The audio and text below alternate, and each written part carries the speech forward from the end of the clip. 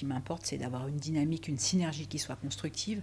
Et c'est de cela dont on a besoin dans cette société, c'est de retrouver une synergie qui soit constructive. C'est pas de se retrouver face à face sur des combats, du tir tendu. C'est pas ce qu'on cherche, pas du tout. On veut une mixité, on veut une certaine harmonie. Dans le milieu du tourisme en montagne, 75% des postes sont attribués aux femmes dans le secteur du tourisme. Et pourtant, c'est seulement 33% même des postes de direction qui sont occupés par des femmes. Ouais, ça s'explique par différents biais, notamment des biais sociaux, des biais d'éducation, ce fameux plafond de verre qui va faire que la parole des femmes ne s'exprimera pas, leur talent ne s'exprimera pas. Ça veut dire que la société, au sens large comme au sens restreint, va finalement se priver de talents qui ne peuvent pas s'exprimer. Pourquoi est-ce que la montagne est un catalyseur de ces inégalités ?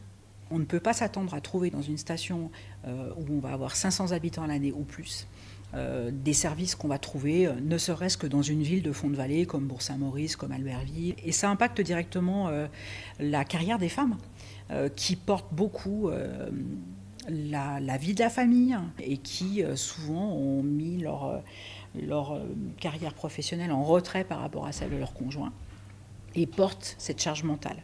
Donc si les infrastructures et les services sont inexistants en station, c'est compliqué pour elles, ne serait-ce que de pérenniser une activité régulière et professionnelle.